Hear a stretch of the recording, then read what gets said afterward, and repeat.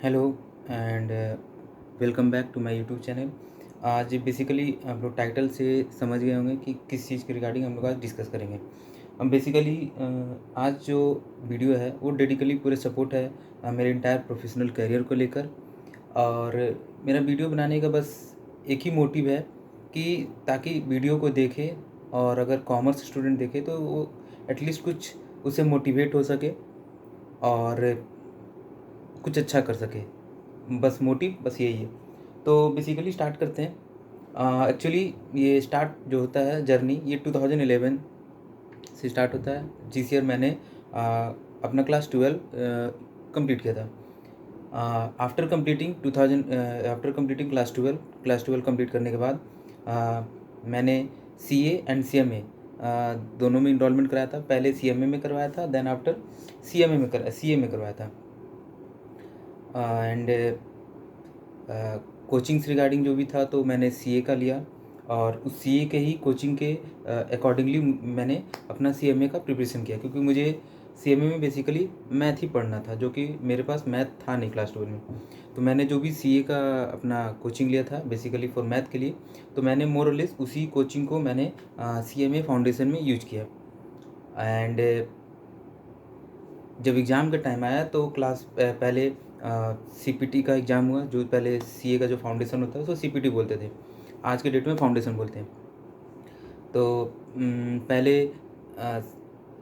पहले CA CPT exam हुआ और उसके बाद फिर नहीं सॉरी पहले सीएमए का एग्ज़ाम हुआ। 4 पेपर होता था पर डे। उसके बाद फिर देन आफ्टर सीए का एग्ज़ाम हुआ, जो कि ओटीपी एमसीक्यू टाइप बेस्ड था। बट एग्ज़ाम बेशक सीए का पहले बाद में हुआ, बट रिजल्ट सीए का पहले आया, और सीएमए का बेशक पहले हुआ बट रिजल्ट बाद में आया। इन द मंथ ऑफ अगर मुझे याद है तो शायद 5 फरवरी के आसपास सीएमए फाउंडेशन रिजल्ट आया, और सीए का जो रिजल्ट है वो 18 जन के ही आसपास आ चुका था। तो जैसे कि मैंने दोनों एग्ज़ाम दिया था फाउंडेशन का और सीपीटी का, तो मैंने दोनों क्वालिफाई किया। और चूँकि रिज़ल्ट पहले सीए का आया, सीए फाउंडेशन का, सीए सीपीटी का, तो जितने भी घर वाले हैं, फ्रेंड्स हैं, इवन टीचर्स जिससे मैंने अपना कोचिंग लिया था, तो सभी का कहना है कि नहीं, अगर आपका सीए निकल चुका सीए सीपीटी, तब बेसिकली आप सीए को कैरी फॉरवर्ड करिए। और एट दैट टाइम 2011 के आसपास सीएमए का बहुत ज़्यादा क्रेज नहीं था जितना आज है। बस पहले के समय में कि आप अगर सीएमए क्वालिफाई करते हैं तो कुछ चुनिंदा कंपनी जो रहती थी जो वो लेती थी सीएमए को, बट आज के डेट में स्कोप काफ़ी सारा है। देन आफ्टर मैंने भी सोचा यस, चूँकि सीए एक ब्रांड भी है तो मैंने सोचा चलो ब्रांड के ही साथ चलते हैं। तो अकॉर्डिंगली फिर 2012 में जब रिज़ल्ट आया तो मैंने सीए के साथ अपना सीए करियर आगे बढ़ाया। सीएमए को मैंने वहाँ पे ड्रॉप कर दिया, ऑल्दो फिर रिज़ल्ट भी आया फरवरी में सीएमए फाउंडेशन का। मैं उसमें भी पास आउट था ऑलमोस्ट, आई थिंक 400 में out of 400 two I got 226 और 224 समथिंग। फिर मैंने 2012 का चूँकि सीएमए मैंने वहाँ पे ड्रॉप कर चुका था। बेसिकली इस वीडियो में हम लोग बात तो सीएमए का ही करेंगे, लेकिन कहीं न कहीं जब अगर ये फेज मैनर में आते हैं तो सीएमए अभी थोड़ा दूर है, बट अल्टीमेटली दूर है, लेकिन अल्टीमेटली उसी का जो जर्नी है वो काफ़ी अच्छा है। तो बेसिकली 2012 में मैंने फिर नवंबर 2012 में एग्ज़ाम दिया सीए इंटरमीडिएट का, जिसे हम लोग पहले आईपीसीसी कहते थे। मैंने एक ग्रुप दिया और देन आफ्टर मुझे रिज़ल्ट आ गया उसका। आई थिंक फ़ेब 2013 में रिज़ल्ट आया एक ग्रुप का। फिर मैंने मई 2013 में मैंने सेकंड ग्रुप दिया, और सेकंड ग्रुप भी मेरा फर्स्ट टाइम ही क्लियर हो गया। तो ऑलमोस्ट आई थिंक जून और जुलाई ऑलमोस्ट अगस्त 2013 तक मैंने सीए का सेकंड लेवल पास आउट कर चुका था, इंटरमीडिएट लेवल, जिसको हम लोग पहले आईपीसीसी बोलते थे। देन आफ्टर उसके बाद भी मैंने सीएमए को हाथ नहीं लगाया, क्योंकि सब कुछ ठीक ठाक चल रहा था। और जब किसी को भी लगे कि जब आप सीए का क्लियर कर सकते हैं तो फिर सीएमए का कोई रिक्वायरमेंट है ही नहीं, ठीक है ना। तो फिर मैंने 2013 में फिर मैंने सितंबर 2013 में मैंने अपना आर्टिकलशिप स्टार्ट किया बोकारो अपने होम टाउन में ही। और लकली मैंने करीबन 2 ईयर 2 मंथ और 2 ईयर 3 मंथ मैंने आर्टिकलशिप किया अपने होम टाउन में ही किसी सी मिड साइज सीए फर्म में। और उसके बाद मुझे एक अपॉर्चुनिटी मिला इंडस्ट्रियल ट्रेनिंग करने का, उषा मार्टिन जमशेदपुर में। मैंने वहाँ पर भी ऑलमोस्ट 9 मंथ और 9 मंथ 13 डेज़ और एटलीस्ट ऑलमोस्ट मैंने वहाँ पे ट्रेनिंग किया। उसके बाद फिर आया एग्ज़ाम का टाइम। मैंने मई 2017 में अपना सीए फाइनल का एग्ज़ाम दिया, फर्स्ट अटैम्प्ट नहीं निकल पाया। फिर मैंने नवंबर 17 में दिया, नहीं निकल पाया। फिर 18 में भी मैंने दोनों बार दिया, मई और नवंबर में नहीं निकल पाया। तो फिर मैंने डिसाइड किया कि आई थिंक यस एक चीज़ और, मैंने 2014 में जब मैं अपना सीए का आर्टिकलशिप स्टार्ट कर चुका था, तो मैंने एक समय 2014 में फिर सीएमए में मैं इनरोलमेंट करा था, क्योंकि मुझे पहले से ही मुझे एक बैकअप प्लान के तौर पे लेके चलना था कि नहीं, सीए भी लेके चलना, सीएमए भी लेके चलना है। दोनों आ गए तो अच्छी बात है, काम तो किसी एक से ही करना है, बट अगर कोई एक क्लिक नहीं करता तो फिर दूसरा बैकअप के तौर पे मुझे लेके चलना था। मैं लेके चलता भी था, बस वही कि थोड़ा प्लानिंग पहले एग्जीक्यूट नहीं कर पाया, बाद में फिर मुझे उसी प्लानिंग को एग्जीक्यूट करना पड़ा। तो मैंने 2014 में इनरोलमेंट करवाया सीएमए में इंटरमीडिएट, और मैंने शायद एक अटेम्प्ट दिया भी था जून 2014 में, बट उस अटेम्प्ट में मैं बहुत ज़्यादा प्रिपरेशन नहीं कर पाया था। रीज़न बीइंग ये है कि मैं ऑफिस भी ज्वाइन कर चुका था, तो मुझे इतना टाइम मिलता भी नहीं था, और मैंने जो भी पढ़ा तो बस एग्ज़ाम्स वाले दिन और एग्ज़ाम से एक दिन पहले जो ऑफिस के बाद आने के बाद जो होता है 8-9 बजे, तो उस अटेम्प्ट में भी मैंने शायद एक ही अटेम्प्ट मैंने दिया था 2014 जून वाले में। उस अटेम्प्ट में भी मैंने ठीक ठाक मार्क्स सिक्योर किया था। Almost I think in accounts I got almost 40, मतलब ओवरऑल आई थिंक 200 में I think 130-140 overall I think I get. फिर मैंने छोड़ दिया, मैंने बस इसलिए भी छोड़ दिया क्योंकि मुझे लगा यार सीए तो हो ही जाएगा, फिर क्यों उसमें हाथ लगाना है। अब आते 2017 में, ये बात 2014 की थी। फिर मैंने 2017 का दोनों अटैम्प्ट दिया, सीए फाइनल नहीं हो पाया, 18 में भी दिया, नहीं हो पाया। तो फिर मैंने डिसाइड किया कि नहीं भाई, अब मैं सीएमए में भी हाथ लगाऊंगा, क्योंकि अगर आपको कॉर्पोरेट वर्ल्ड में जाना है या कुछ अच्छा जॉब करना है तो आपके पास एक प्रॉपर एक डिग्री होना चाहिए, चाहे कुछ भी हो, सीए हो, सीएमए हो, एमबीए फाइनेंस हो, बीबीए हो, कुछ भी एक प्रोफेशनल डिग्री, एक अच्छा प्रॉपर कंप्लीट डिग्री होना चाहिए मोर इम्पॉर्टेंटली। तो जैसा कि मेरा ऑलरेडी रजिस्ट्रेशन किया हुआ था, तो मुझे बहुत ज़्यादा खर्च नहीं लगा। मुझे डी नेबो रजिस्ट्रेशन करके कुछ होता है, वो करना पड़ा। ऑलमोस्ट आई थिंक 1000 और 2000 ऐसे ही कुछ लगा। तो फिर मैंने एक नए सिरे से फिर मैंने बुक मंगवाया इंटरमीडिएट का, आर्थो पेपर का। तो मैंने जून 2019 में अपीयर हुआ सीएमए इंटरमीडिएट के लिए। मैंने अपीयर हुआ था दोनों ग्रुप के लिए, बट बेसिकली ग्रुप 2 ग्रुप 1 एक मिनट, यस, जैसा कि देखिए मेरा मार्कशीट है। जून 2019 में मैंने दोनों ग्रुप अटेम्प्ट किया था, ग्रुप 1 एंड ग्रुप 2, जिसमें कि मुझे ग्रुप 1 में 228 मार्क्स आए थे। 67 अकाउंट्स में था, 49 लॉ में था, डीटी में 47 और कॉस्ट अकाउंटिंग में 65। तो मैंने ग्रुप 1 तो क्लियर कर लिया 228 में, बट ग्रुप 2 में मुझे एक जो पेपर है वो ऑपरेशन मैनेजमेंट, मुझे उसमें मात्र 23 है। उसके अलावा जो और भी पेपर है, कॉस्ट मैनेजमेंट है 54, indirect tax 57, company accounts and audit 65। मतलब कि मेरा जो ग्रुप 2 है, एक पेपर की वजह से जिसमें मुझे 23 आया, उस पेपर की वजह से मुझे मेरा एक ग्रुप रह गया। और एक ग्रुप रहने का मतलब ये भी है कि आप बोथ ग्रुप आप एक बार में क्लियर नहीं कर पाए। कोई नहीं, एटलीस्ट मुझे लगा कि चलो सीए में एटलीस्ट फेल हो रहे थे तो कम से कम सीए में कुछ तो निकला, एटलीस्ट वन वे अहेड तो हुए। उसके बाद फिर आता है बात दिसंबर 2019 अटेम्प्ट का। तो मैंने वहाँ पे फिर सेकंड ग्रुप दिया। मुझे उस अटेम्प्ट में ऑपरेशनल मैनेजमेंट में 44 आया, जो कि उसके पहले वाले अटेम्प्ट में 23 आया था। फिर cost and management and financial management में 65, इनडायरेक्ट टैक्स 64 और कंपनी अकाउंट से मुझे एग्जेम्पशन था। तो टेक्निकली मैं दिसंबर 2019, मतलब जिसका जो रिजल्ट है, रिजल्ट आई थिंक 21 फरवरी 2020 को रिजल्ट आया, और उस दिन मैं अपना इंटरमीडिएट एग्ज़ाम क्वालिफाई कर चुका था। दैट मीन्स कि मैं अब सीए फाइनल में भी हूँ और सीएमए फाइनल में भी हूँ। अब बात आता है कि हम लोग का जो ट्रेनिंग है वो हम लोग का 6 मंथ एप्लीकेबल था। तो और जैसा कि सभी को पता है कि मार्च में फिर लॉकडाउन वगैरह लग गया, और आपको फाइनल में अगर आपको बोथ ग्रुप देना है तो आपको ट्रेनिंग कंप्लीट होना चाहिए एटलीस्ट। अगर आप ट्रेनिंग कंप्लीट नहीं करते तो आप एक ही ग्रुप दे पाएंगे। तो मुझे श्योर था कि मैं दूंगा तो दोनों ग्रुप दूंगा। जब मैं इंटरमीडिएट में दोनों दिया तो फाइनल में भी दोनों दूँ। लेकिन प्रॉब्लम ये था कि अब ट्रेनिंग कहाँ से किया जाए, और मुझे ट्रेनिंग करना नहीं था बेसिकली, अगर कहा जाए तो। रीज़न बीइंग ये है कि ट्रेनिंग में मुझे वही सब चीज़ करना है जो मैं ऑलरेडी जानता हूँ, और सबसे बड़ी बात है टाइमिंग का। मुझे 8 घंटा 9 घंटा ऑफिस में टाइम देना होगा और मुझे पैसा भी मिलेगा 1000 या 2000 जो ऑफिस का है। बट टेक्निकली फिर भी मैंने एक सीएमए फर्म था, जान पहचान तो नहीं था, फिर भी मैंने उनसे बात किया। फिर जब मई 2020 में कुछ केसेस वगैरह लॉकडाउन थोड़ा सा कम हुआ, रिस्ट्रिक्शन कम हुआ गवर्नमेंट के अकॉर्डिंगली, तो फिर मैंने वहाँ पर गया। मैंने उनको कहा कि भैया मैं फुल टाइम तो नहीं दे पाऊँगा टाइम, मैं पार्ट टाइम दूंगा, और जो भी काम है अगर पॉसिबल होगा तो आप मुझे डिटेल दे दीजिएगा, मैं अपने घर से भी कर दूंगा या फिर मैं जब आऊँगा ऑफिस तो कर दूंगा। तो इस तरीके से करते करते मैंने 6 मंथ का ट्रेनिंग अपना नवंबर में कंप्लीट किया। उसके बाद मैं दिसंबर 2020 में एग्ज़ाम में अपेयर हुआ, बोथ ग्रुप, जैसा कि मेरा पहले से एम था। फिर मैंने दिसंबर 2020 में बोथ ग्रुप अटैम्प्ट किया, तो मुझे मेरा ग्रुप 4 जो है, मैंने दिया था ग्रुप 3 ग्रुप 4 दोनों।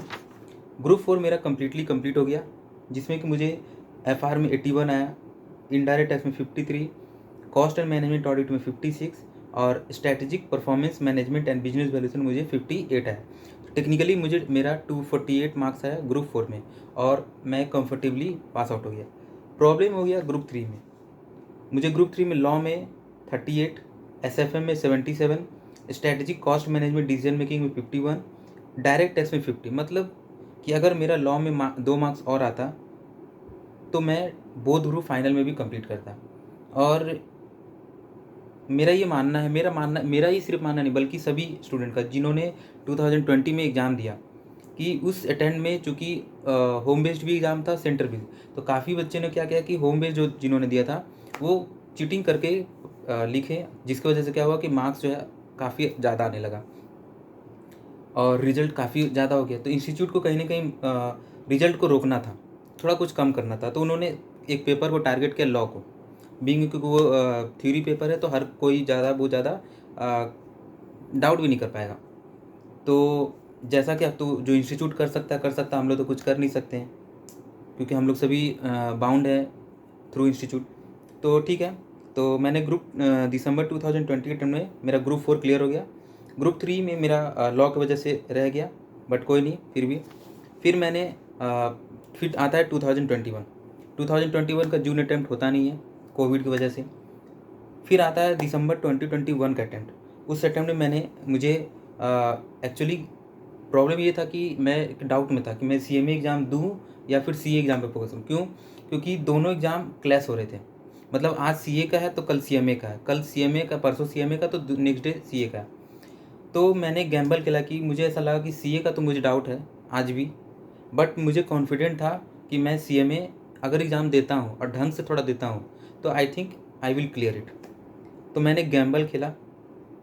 गैम्बल मैंने ये खेला कि नहीं, मैं एग्ज़ाम दूंगा। तो फिर मैंने एग्ज़ाम दिया भी बाकायदा। तो मुझे उस दिसंबर 2020 वाले अटैम्प्ट में मुझे लॉ में 52 मार्क्स आए, एसएफए में मुझे एग्जामेशन मिला जो कि प्रीवियस अटैम्प्ट में 77 था, strategy cost management and decision making में मुझे 54 आया, और डायरेक्ट टैक्स और इंटरनेशनल टैक्सेशन में 55 आया। तो टेक्निकली मुझे 220 प्लस मार्क्स मुझे मिला एग्रीगेट। एंड इसका जो रिजल्ट है वो आया अपना 19 फरवरी 2022 को, द डे जिस दिन मुझे रियलाइज़ हुआ कि शायद मेरे पास कुछ कंप्लीट डिग्री है, ताकि अब मैं कहीं भी किसी भी कॉर्पोरेट वर्ल्ड में या किसी भी अच्छे ऑर्गेनाइजेशन में जा सकूं। और जो भी मेरा इवैल्यूएशन हो तो वो मेरे नॉलेज पर तो हो ही हो, बट मुझे एक अपने डिग्री के नाम से भी लोग किसी के थ्रू या कॉर्पोरेट वर्ल्ड में जाना जाए। तो ये जर्नी स्टार्ट होता है 2011 में और ये एंड होता है 2012 में। तो टेक्निकली देखा जाए तो 11 साल का गैप है, बट इन समरी में देखा जाए तो मैंने जर्नी एक्चुअल में 2019 में स्टार्ट किया था, मिड ऑफ 19, और 2022 का स्टार्टिंग में ही ये जर्नी एंड हो गई। तो ऑलमोस्ट आप कह सकते हैं 2020 2 साल कंप्लीट, इधर हो गया 6 महीना, मतलब 2 years 8 month 9 month including articleship. ये जर्नी काफ़ी अच्छा रहा, और रिजल्ट वाले दिन भी क्या बोलते हैं, मेरा हेल्थ भी कुछ ठीक ठाक था नहीं। तो जैसा कि मुझे पता था कि रिज़ल्ट जो है इंस्टीट्यूट 2 बजे के आसपास ही डिक्लेयर करेगा, बट फिर भी मैं वेट कर रहा था। और हालांकि मैं मोबाइल चेक कर रहा था रेगुलर बेसिस पर, बट वो आ नहीं रहा था। और एक्चुअली जब रिज़ल्ट डिक्लेरेशन के 10-5 मिनट पहले मुझे थोड़ा फीवर भी था, तो मैं मेडिसिन लेके रेस्ट कर रहा था, तो मुझे पता भी नहीं चला कि कब आया। तो हमारा एक फ्रेंड है, उसने कॉल किया कि भैया, मुझसे जूनियर ही है, कि भैया ये आपका रिज़ल्ट आ गया, आप चेक कर लीजिए। मैं तो चेक कर लिया, मेरा क्लियर हो गया। तो फिर मैं चेक करने गया तो ओपन हो ही नहीं रहा था साइट। तो फिर मैंने कहा कि इन द मीन टाइम फिर मेरा एक दोस्त है शंकर, उसका फ़ोन आया। उसने भी एग्ज़ाम दिया हुआ था बट अनफॉर्चुनेटली उसका क्लियर नहीं हो पाया। तो उसका फ़ोन आया, उसने कहा कि भाई देखा रिज़ल्ट? तो बोला नहीं भाई मैं तो नहीं देखा। तो बोला ठीक है रजिस्ट्रेशन नंबर बता, मैं देख के बताता हूँ। मुझे रजिस्ट्रेशन नंबर याद था तो मैंने बता दिया। तो जब बताया तो उसने देखा तो बोला भाई तू पास हो गया। हम बोले भाई तू मजाक मत कर। मजाक मत कर इन द सेंस कि उसी दिन करीबन 12 बजे के आसपास मुझे और मेरे दोस्त शंकर को बाहर जाना था। तो उसने टिकट वगैरह काटा। तो जिस कार्ड से मैंने टिकट कटवाया उस कार्ड में क्या हुआ कि बैलेंस भी कट गया बट वो टिकट जनरेट नहीं हुआ। तो मुझे लगा कि वो मजाक कर रहा है और ये 2 बार 3 बार हो गया। तो उसी सिनेरियो को लेते हुए जब रिजल्ट आया तो उसने कहा कि भाई तू पास हो गया। तो मैं बोला भाई मजाक मत कर। बोला नहीं भाई तू सही में पास हो गया। बोला ठीक है तू बोल मत, तू मेरे को व्हाट्सअप कर। तो जब उसने व्हाट्सअप किया तो मैंने देखा, हाँ भाई। तो बेसिकली मुझे बहुत ज़्यादा खुशी तो नहीं हुई। खुशी इन द सेंस इसलिए भी नहीं हुई क्योंकि जो बंदा 7 बार 8 बार एग्ज़ाम में फ़ेल हो और अगर वो पास भी हो जाए तो बहुत ज़्यादा खुशी नहीं होता। और मुझे बहुत ज़्यादा खुशी इसलिए भी नहीं हुई क्योंकि मेरे दोस्त लोग का मानना है कि मैंने सीएमए में बहुत ज़्यादा एफर्ट लगाया। रियल फैक्ट इज़ दैट कि मैंने सीएमए में बहुत ज़्यादा एफर्ट लगाया ही नहीं। क्यों? क्योंकि मैंने जो भी सीएमए पढ़ा था ना, मोर और लेस मुझे वो काम आ गया सीएमए में। इंटरमीडिएट का तो मैं कहूँगा नहीं क्योंकि इंटरमीडिएट में मुझे थोड़ा मोड़ा पढ़ना पड़ा था और मेरे पास टाइम भी था बाकायदा। बट सीएमए फाइनल के लिए मेरे पास एक अलग से टाइम नहीं था बेसिकली बोला जाए तो। तो मैंने जो भी सीए में पढ़ा था चाहे वो डीटी हो, आईडीटी हो, अकाउंट्स हो, लॉ हो, ऑडिट हो, कॉस्टिंग हो, तो मोर और लेस वो मेरा काम आ गया सीएमए में। उसके अलावा मैंने और भी स्टडी मैट वगैरह पढ़ा था बट आई थिंक 60% तो मुझे अपना सीए वाला ही काम आया। और फिर मैंने रेस्ट अपना जो इंस्टीट्यूट है उसका स्टडी मटेरियल मैंने पढ़ा। तो मेरे अकॉर्डिंगली जैसा मुझे लगता है कि मैंने बहुत ज़्यादा एफर्ट नहीं लगाया। बट हाँ, नॉलेज तो भाई नॉलेज है। और ये भी एक कहावत है कि नॉलेज जो है कभी भी बेकार नहीं जाता। वो आज या कल आपको मतलब पढ़ा हुआ चीज़ कभी भी बेकार नहीं जाता है। वो आज या कल आज आपको वो उसका फल या उसका जो रिजल्ट है वो डेफिनेटली मिलता है। तो आज भी मेरा कहना है और आज भी मैं अगर दोस्तों लोग से डिस्कस करता हूँ तो मेरा आज भी वही स्टेटमेंट है कि भाई मैंने बहुत ज़्यादा एफर्ट नहीं लगाया था। हाँ, ये सही है कि मैंने सीए पढ़ा था, सीए में पढ़ के रखा था और वहाँ डिटेल में पढ़ के रखा था, तो उसी का मुझे इनडायरेक्टली बेनिफिट हुआ। अब एक चीज़ और है कि अगर जैसे कि ऑपरेशनल मैनेजमेंट जो पेपर है सीएमए इंटरमीडिएट में, वैसा पेपर हम लोग के सीए में नहीं था। तो देखिए जब नहीं था तो मैंने उस पेपर में जितना मैं पढ़ पाया इंस्टीट्यूट के अकॉर्डिंगली पढ़ा। और चूँकि मैं पहले से नहीं पढ़ा हुआ था तो मैं फेल हो गया फर्स्ट अटेम्प्ट में। तो यही रीज़न है और इससे पता चलता है कि जो भी मैं मार्क्स सिक्योर किया हूँ तो मुझे मोर और लेस वो सीए के अकॉर्डिंगली मुझे मिला। बट फिर भी डिग्री तो डिग्री है और नॉलेज तो नॉलेज है। तो बेशक ये जर्नी 11 ईयर्स का हो लेकिन मेरे लिए शायद ये जर्नी मात्र 3 ईयर्स का था। और शायद मुझे ये चीज़ प्लान पहले से एग्जीक्यूट करना चाहिए था क्योंकि मेरा पहले से प्लान हमेशा रहा कि मैं एक बैकअप के तौर पे लेकर चलूँ। तो शायद डिसीजन मेकिंग में शायद मुझे कुछ दिक्कत हो गया। और दिक्कत तो नहीं कहेंगे क्योंकि आई थिंक इस एरिया में इस सिनेरियो में मुझे कोई गाइड करने वाला भी नहीं मिला। गाइड इन द सेंस कि भाई तू ये भी कर ले, तू ये भी कर ले, ऐसा नहीं मिला टेक्निकली। एक दो जन ने कुछ कहा भी तो बस वो एक रिस्ट्रिक्टिव मैनर में कि भाई देख ले, करना अल्टीमेटली तेरे को है। तो ओवरऑल एक्सपीरियंस अच्छा रहा। और जैसा कि आप सब बहुत काफ़ी व्यूअर्स को मेरे पता भी है कि मैंने सीएमए के ही डिग्री के बेसिस पर मैंने अब एक एमएनसी कंपनी में ज्वाइन किया है। डिसेंट पैकेज ही है बट अकॉर्डिंगली फ्रेशर। और more important work culture, corporate culture and learning factor, ये सबसे ज़्यादा इम्पॉर्टेंट है basically for fresher. And it's a good journey. और मुझे हमेशा लगता था कि शायद मैं कभी कुछ कर पाऊँगा या नहीं कर पाऊँगा। और ये भी है कि मैं हमेशा पहले से सीएमए डिग्री को मैं बहुत अंडर एस्टिमेट करता था। बट शायद वही कहावत है कि जब आप जिसको कम आंकते हैं एक समय में वही बढ़ चढ़ कर आगे आता है। तो आई थिंक हर किसी के साथ डिसीजन मेकिंग में गलती होता है। तो आई थिंक ये भी एक मेरा पार्ट ऑफ एरर है इन माय लाइफ कि मैंने जिस डिग्री को अंडर एस्टिमेट किया, आई थिंक उसी डिग्री की वजह से मुझे आज एमएनसी में जॉब मिला है और रेपुटेशन मिल रहा है, फ्रेंड्स में, रिलेटिव्स में, हर कहीं भी एक अच्छा रिकॉग्निशन मिल रहा है, हर एक वेल विशर्स काफ़ी मात्रा में बढ़ चुके हैं। So it's a nice experience, अच्छा एक्सपीरियंस है। और बेसिकली मैं उन स्टूडेंट्स को बोलना चाहूँगा जो बेसिकली सीएमए कर रहे हैं कि आप भी अच्छे से करें, अच्छे से पढ़ें और प्लानिंग के साथ पढ़ें। और अगर आप प्लानिंग के साथ अगर आप पढ़ते हैं तो सीएमए क्रैक करना बहुत ज़्यादा प्रॉब्लम नहीं है। सो बेसिकली अब मैं वीडियो को यहीं एंड करना चाहूँगा। और मैं काफ़ी समय से सोच रहा था कि मुझे एक वीडियो बनाना है अपना पिछले 10 से 11 साल का जो मेरा क्रूशियल कैरियर रहा, कैरियर तो नहीं बोलेंगे, मतलब प्रोफेशनल जर्नी रहा, उसके अकॉर्डिंगली, ताकि मैं अपने यंग जनरेशन को मोटिवेट कर सकूँ कि भाई किसी भी चीज़ में लेट तो होता है, बट अगर लेट भी होता है और अगर आप उस चीज़ को सक्सेस अचीव कर पाते हैं तो फिर वो लेट जो भी हुआ है वो मैनेजेबल हो जाता है, वो ज़्यादा इफ़ेक्ट नहीं करता। सो